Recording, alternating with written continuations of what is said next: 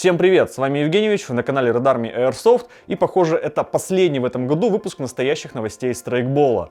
Я изначально хотел подвести какие-то итоги, вспомнить, что было в прошлом году, и только начал это делать, подумал, ну его нафиг. Этот год был настолько плохой, что обойдется без итогов. И если бы я хотел проиллюстрировать прошлый год с точки зрения внешнего обвеса для страйкбольного оружия, это выглядело бы примерно вот так.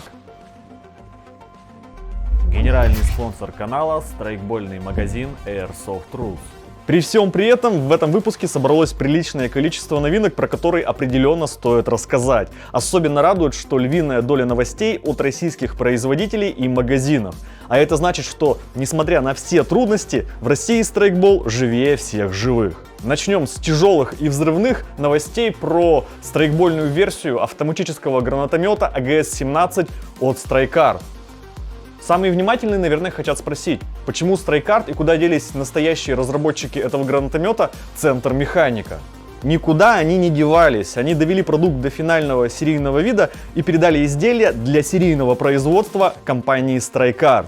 Все-таки серийное производство таких штук требует значительных ресурсов. Первая партия из 30 серийных изделий должна быть готова уже в феврале 2021 года. И старта продаж я бы ждал примерно в марте. Озвученный предварительный ценник 70 тысяч рублей за штуку. Если честно, я ожидал большего ценника.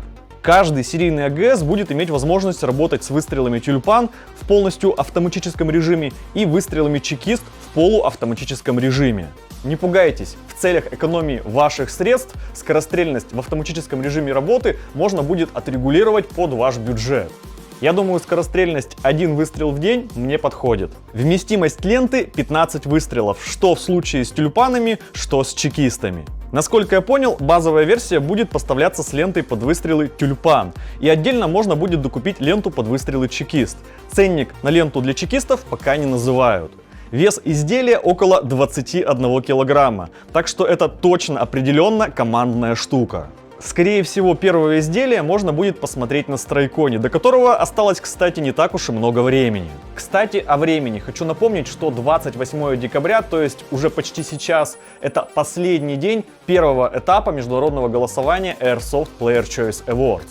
И если вы вдруг планировали поддержать на мировой арене какого-либо производителя, магазин, YouTube-канал или, например, лучшие новости страйкбола, то у вас на это осталось совсем мало времени. 28 декабря это последний день, когда вы можете предложить свои варианты.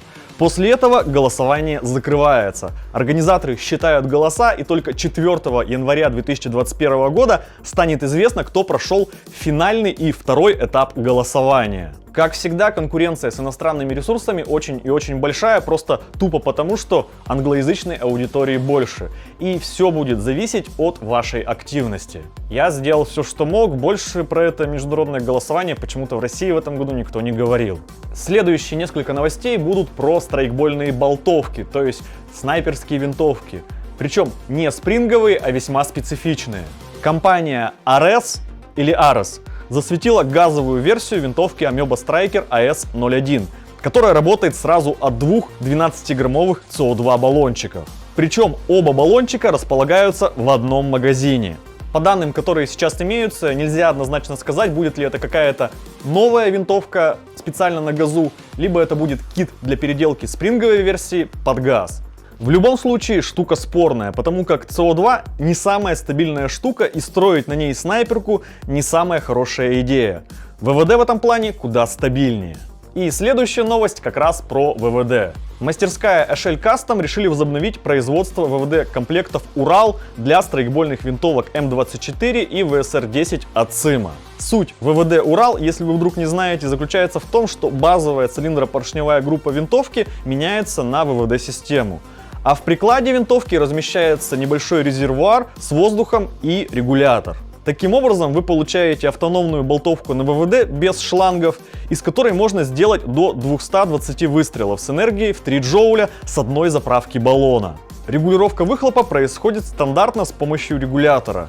В целях контроля выхлопа на играх есть возможность опечатать тыльник приклада. Один такой кит стоит 21 тысячу рублей, но вот производить их будут партиями по 5 штук. Ars Arma решили расширить линейку продукции для повседневного использования и анонсировали новые брюки формата Тактика Город, которые почему-то называются Гарпия. Я правда долго думал, почему было выбрано именно такое название, но ничего конкретного так и не придумал. Брюки Гарпия. Почему? Если у вас есть какие-то варианты, можете написать в комментариях. Тем не менее, Гарпия это будут самые гражданские брюки из всей линейки Ars Arma. Они более легкие и имеют меньший силуэт, чем, например, штаны G3 или Развидос Edition. Штаны немного заужены к низу, а боковые карманы имеют более обтекаемую форму. При этом там, где это нужно, например, в области паха или на коленях, усиления остались, соответственно, запас прочности остался достаточный. Запуск продаж новинки запланирован на начало 2021 года. Штаны будут выпускаться в однотонных расцветках: черный, Ranger Green и Tan. Спец на Arms решили, что на рынке слишком мало стальных калашей, и запустили собственную линейку. Новинку назвали J-серия. Корпус, ствол и фурнитура, судя по описанию, на этих приводах стальные. Внутри установлен гирбокс Orion третьей версии с очень неплохой внутрянкой, быстрой заменой пружины и электроникой XASR. Хоп-ап стандартный, АК типа металлический. Схема калашей от Спец на Arms повторяет архитектуру АК от VFC. В линейке есть как классические модели с деревянной фурнитурой, так и тактикульные с телескопическим прикладом и ризцевьями. С каждым экземпляром будет поставляться по 2 механических магазина и даже дополнительная пружина номиналом М90. Кстати, о Спец на Arms. Совсем недавно в магазин Airsoft Rus как раз таки приехала большая поставка приводов от Спец на Arms. Новых калашей там, конечно, пока нет, но зато в наличии много эмок серии Core, это которые в нейлоновых корпусах, и серии Edge, это более продвинутая серия в корпусах из алюминиевого сплава. При этом большинство моделей также могут похвастаться новым гирбоксом Orion с электроникой от XASR от Gate. Еще в Airsoft Rus приехали самые бюджетные газовые глоки от East Crane. Если кто пропустил, фишка этих глоков в том, что они по качеству не уступают глокам от VE, но при этом стоят в районе 5000 рублей. В это время LCT делают мишеньки. Скорее всего, на эту идею их толкнула самоизоляция. Я серьезно, недавно они показали обновленную версию коробки мишени для пристрелки приводов, которая называется BB's Shooting Target Box. По конструкции это жестяной ящик с металлическими направляющими внутри, которые не дают шарам рикошетить обратно в стрелка, что весьма полезно для стрельбы в условиях дома. Сама мишень на ящик крепится с помощью магнитов. Заявленный ценник $55. Похоже, дропстоки становятся все популярнее. Если вы вдруг пропустили, это такой специальный адаптер, который позволяет понизить положение приклада, чтобы из привода было удобнее целиться, когда вы используете полную защиту лица. Например, Laylex под брендом First Factory выкатили еще одну версию дропстока, в этот раз для AEG версии MP5 от Tokyo Marui и схожей конструкции. Фишкой этого комплекта является риз, мать его, планка. Похоже, GNG что-то знали. То есть на сам MP5 вы ставите тыльник с ризпланкой и на нее цепляете приклад, который крепится на ризпланку. Это просто и, наверное, даже гениально. Можно не только понизить приклад, но и выбрать высоту, на которую вы хотите его понизить. А вот ценник на такой привод явно заморский. На наши деньги это будет стоить примерно 10 тысяч рублей. Это адаптер с прикладом, без привода. Но российским производителям оказалось тоже есть что предложить. Например, мастерская Маэстро сделали свою версию дропстока. Тут, конечно, никаких ризпланок и модных регулировок нет, но зато изделие сделано из дюрали марки AMG6 и стоит прямо сейчас 3000 рублей за штуку. Производство находится в России. В спецсофт-чате говорят, что уже несколько человек пользуются именно такими дропстоками и говорят, полет нормальный. В магазин Airsoft Sport приехала большая поставка фонарей, прицелов и тактических блоков от фирмы Satak. Прямо сейчас товар добавляется на сайт. Например, в наличии есть обновленная страйкбольная версия тактического блока Debal A2, у которого работает фонарь и ЛЦУ в ВК-спектре.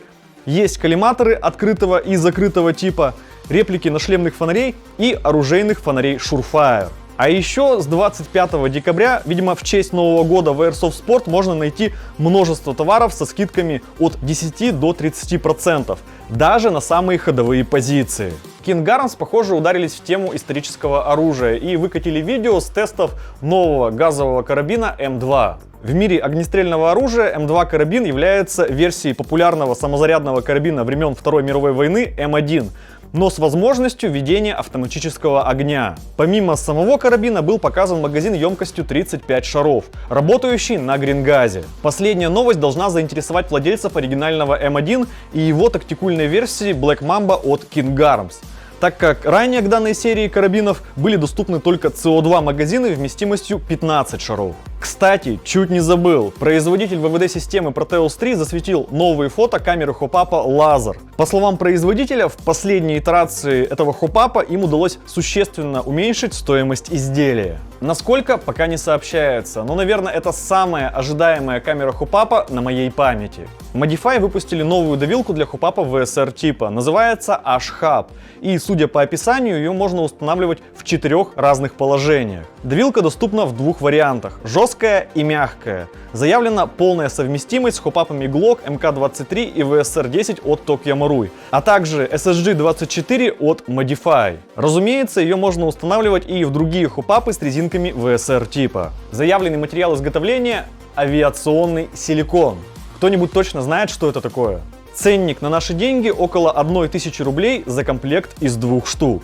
Maple Leaf, кстати, тоже не отстают. Недавно они анонсировали новые резинки Cool Shot для хопапов AEG типа для использования со стволиками VSR типа. Резинка выполнена из силикона, за счет чего хорошо сопротивляется замерзанию и может быть использована в прохладную погоду. Будет выпускаться целых 5 вариантов, которые будут отличаться жесткостью от 50 до 85 градусов по шору. В продаже резинки стоит ожидать в начале 2021 года. Еще Maple Leaf запустили продажи одной забавной штуки, которая называется PEW, что является аббревиатурой от Precision Extended Whisper – PEW. Если кратко, то это наборный глушитель, который состоит из модулей длиной 36 мм. Хотите заглушить звук на своей газовой или ВВД игрушке, покупаете PEW и наворачиваете на ствол. Плохо глушит, покупаете еще один PEW и наворачиваете. Получается PEW-PEW. Надо еще, накручивайте еще PEW, пока не заглушите звук или пока у вас не кончатся деньги. Потому что ценник за один модуль около 800 рублей за штуку. Хорошо ли это все глушит звук или годится только для того, чтобы скрыть внутренний стволик, если честно, я пока так и не понял. Ваши предположения на эту тему можете написать в комментариях. А лично мне остается поздравить вас с наступающим 2021 годом и пожелать, чтобы он существенно отличался от 2020, чтобы все страйкбольные игры, которые были запланированы, состоялись, и в конце следующего года мы могли похвастаться богатым игровым сезоном. Как всегда, предлагаю обсуждать видео в комментариях, просто общаться, ставить ваши уверенные пальцы вверх. С вами был Евгеньевич, до скорого! Блин, если честно, я не знаю, увидимся мы в этом году или нет, потому как у меня на подходе большая партия из обзоров, часть из которых уже готова, и скорее всего некоторые из них выйдут до Нового года. Не переключайте канал.